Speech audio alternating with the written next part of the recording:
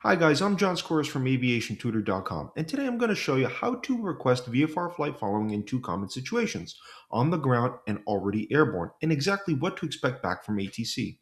Flight following is an optional ATC service for VFR pilots. It is not a clearance and you're still responsible for remaining VFR, avoiding terrain, and avoiding weather, but it can give you traffic advisories and make your cross-country flight a lot more organized. One important limitation though, flight following is workload permitting. So ATC can approve it, delay it, or say unable depending on traffic and staffing. It's a great tool, but it's not always guaranteed. Anytime you request flight following, use the structure: who you're calling, who you are, where you are, and what you want. If you do that, your call will be short, clear, and easy for ATC to work with. So for the first scenario, we'll talk about requesting VFR flight following on the ground at a towered airport. Now, at a towered airport, you usually request VFR flight following through ground or clearance delivery, depending on the airport. So here we have an example: Orlando ground Cessna 12345 at the north ramp, VFR to Orlando executive, request flight following. ATC may assign a squawk code and possibly a departure frequency, which may sound like this: Cessna 345 squawk 4271. You respond by saying squawk 4271 Cessna 345. Then after departure, you contact departure and they'll establish radar contact when able. At a non-towered airport, you do not request flight following on CTAF. CTAF is for traffic coordination, not ATC services. So you depart normally, get clear of the pattern, then call approach or center.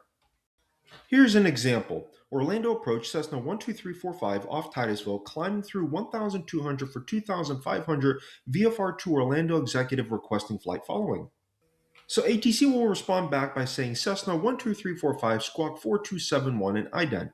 You'll respond back by saying squawk 4271 ident Cessna 12345. ATC will then say something like Cessna 12345 radar contact 2 miles south of Titusville, altimeter 3022, maintain VFR. You will respond back saying altimeter 3022, maintain VFR Cessna 12345. So let's talk about requesting VFR flight following while airborne. It's the same request whether you're on the ground, except this time your position and altitude matter so ATC can find you quickly. So here's the example. You, Daytona approach Cessna 12345, 5 miles west of Titusville, 2,500, VFR to Orlando executive requesting flight following. ATC will respond back by saying Cessna 12345 squawk 4623 and ident. You will respond back by saying squawk 4623 ident Cessna 12345. ATC will respond back by saying Cessna 12345 radar contact, altimeter 3022, say requested altitude. And you will respond by saying requesting 3,500 Cessna 12345.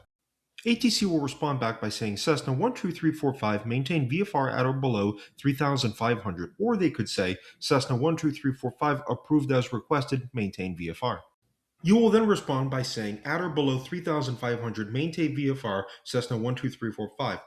If you forget what to say, remember, use this: who you're calling, who you are, where you are, and what you want. And if you miss something ATC said, just say again for Cessna 12345 or whatever your tail number is. If you want structured private pilot oral prep and coaching on radio phraseology so you sound confident and professional on the check ride, I offer one-on-one tutoring through aviationtutor.com. Link is below.